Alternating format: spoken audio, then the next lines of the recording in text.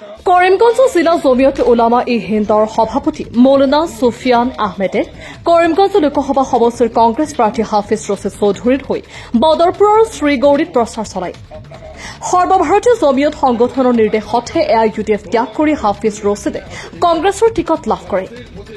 All India Jamiat উলামা ই হিন্দৰ গুৰু হজৰত আৰছাদ মাদানী, দেশৰ বিখ্যাত সমাজকৰ্মী যোগেন্দ্ৰ যাদৱৰ বিষয়ে হাফিজ ৰছিদ আহমেদে তেওঁৰ ভাষণত কয়। তেওঁ আৰু দেশৰ সংবিধান আৰু জাতিৰ স্বাৰ্থ ৰক্ষাৰ বাবে কংগ্ৰেছক ভোটদান কৰাৰ আহ্বান জনায়। উক্ত সভাত উপস্থিত থাকে কৰিমগঞ্জ জিলা যুৱ কংগ্ৰেছৰ সভাপতি নিজামুদ্দিন, বদৰপুৰ ব্লকৰ সাধাৰণ সম্পাদক আবুল হুছেইন, মীম আহমেদ, বদৰপুৰ ব্লক কংগ্ৰেছৰ উপসভাপতি ছাফাৰুল ইছলাম, মালোৱা শ্ৰীগৌৰী জিলা পৰিষদৰ সদস্য এনামুদ্দিন, হাছানপুৰ মণ্ডল কংগ্ৰেছৰ সভাপতি মুছলিম উদ্দিন, সিৰাজউদ্দিন, জাবিৰ হুছেইন, মাছুদ আহমেদ। কৰিমগঞ্জৰ পৰা মইনুল হকৰ ৰিপৰ্ট, আসাম লাইভ। আমাদের মা বন্ধুরাকে দিয়ে দিবেন মসজিদগুলোতে নমাজে জামাতটাকে অ্যাডজাস্ট করে নেবেন। কোনো জায়গায় 12:30, 12:30, একটাই করে করে নেবেন। তখন এই ফাঁকি ফাঁকা মোকামটা ইয়েটা পাবে না, ময়দানটা পাবে না। তারা চেষ্টা করবে প্রতিদিন বলে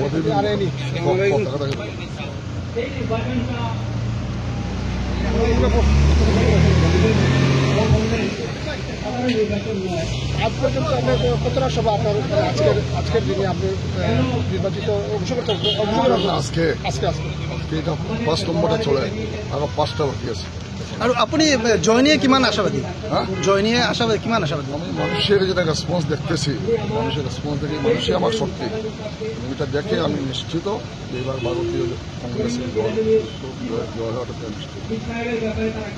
আপনার কম্পিটিশন কার সঙ্গে হবে, কোন দলের সঙ্গে?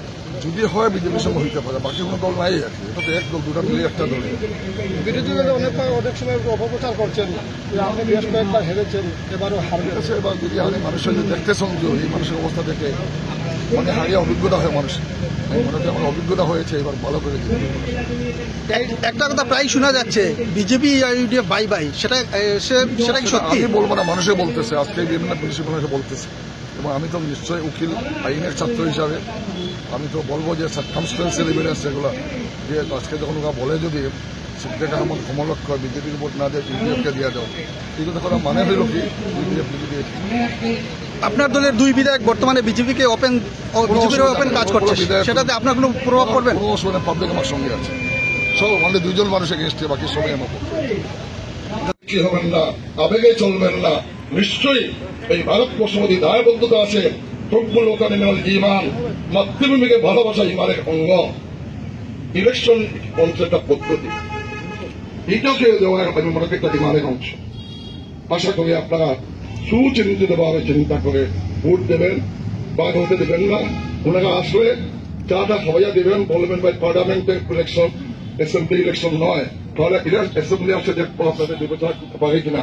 পার্লামেন্ট ইলেকশনটাতে আমরা শরীয়ত বজাই, সংবিধান বজাই, গণতন্ত্র বজাই, ধর্মমর্যাদা বজাই, এই অনুভব করে আপনাদের কাছে আমি বিদায় নিলাম। ধন্যবাদ।